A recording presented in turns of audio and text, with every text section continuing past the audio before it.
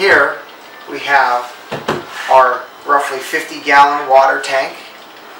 It has got some fittings on the end over here that we can attach to. There's already two that are open.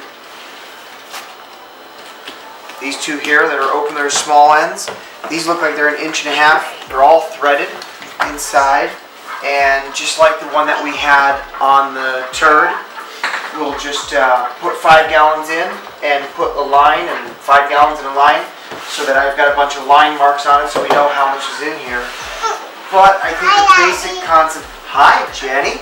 Jenny, say hi to Oma. Hi, Oma. So the basic concept I think is going to be that we would just fill this up before we left. And as the trailer starts to get low on water, we'll just pump out of this into the trailer. And then we have this empty in the back of the truck.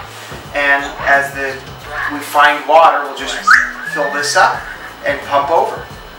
Just keep that cycle going. Should extend our water use while boondocking considerably.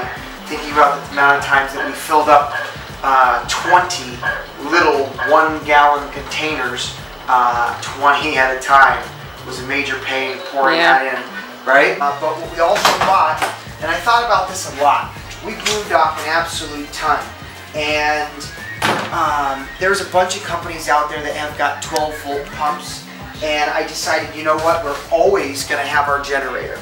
We spent the money, we bought, you know, a great, yeah, it's green, a great Yamaha generator, and I decided to splurge a little bit more and went with a 12-volt system, 120-volt system, and a brand that I'm more familiar with from when I ran a swimming pool store, the Wyane brand. They are actually designed, it's kind of funny if you watch their video, they talk about giving the seals a little bit of extended life. You can throw vegetable oil right in the pump to extend the life, and they say it actually gets a better prime and your pumping goes better. But a 120-volt pump is, number one, not going to sit there draining on my battery, whether it's in the truck or it's on the trailer. And number two, I'm always going to have the generator. This pumps faster than most of the ones that I was looking at. And if we're going to be pumping 50 gallons at a time, I don't want to sit there utilizing the pump that's built into the trailer. First and foremost, it's going to wear down our pump for the trailer twice as fast. Every time we're using our pump to suck out of this and pump into our trailer, and every time we use the pump inside the trailer to take a shower or use the sink or whatever. Some nice features about this are going to be standard hose bib on the outside, but there's actual threading on the inside here. This comes with its own rebuild kit. These are an extra set of points for the motor if the motor died, so you're out on the road, bam, that's an extra impeller on the inside, shaft seal, and housing seal. So it's an entire rebuild kit that came with that. Here's the tank, and here's what I've done. I have taken the top inlet that I turned from 1/2-inch male pipe thread into a garden hose adapter. I put a shut-off valve on that ball valve, so it's only a 1/4 turn.